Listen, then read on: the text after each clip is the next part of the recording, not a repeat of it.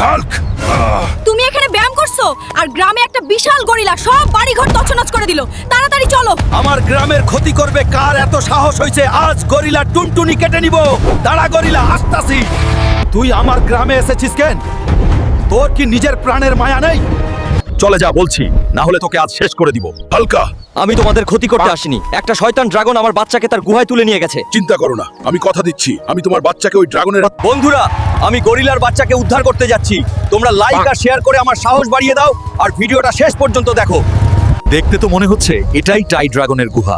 ভিতরে ঢুকে দেখলে বোঝা যাবে। এই তো এই গরিলার বাচ্চা। বাচ্চা তো পেলাম, কিন্তু ওকে খাঁচা থেকে বের করব কিভাবে? মনে হয় ড্রাগনের আওয়াজ। ড্রাগন চলে আসছে। ডাইনোসর, তোর ভালোর জন্য বলছি, গরিলার বাচ্চাকে ছেড়ে দে, না হলে তোকে মেরে ধুলো বানিয়ে দিব। এত সাহস, পারলে আমাকে হারিয়ে নিয়ে যা। মানুষ এত বোকা?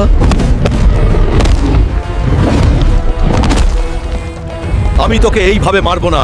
সেনাপতি, সবুজ পাঠাকে বন্দি করো। বন্ধুরা, এই শয়তান ডাইনোসরের হাত থেকে বাঁচতে তোমাদের লাইক, সাবস্ক্রাইব আর নেক্সট পার্ট কমেন্ট করতে হবে।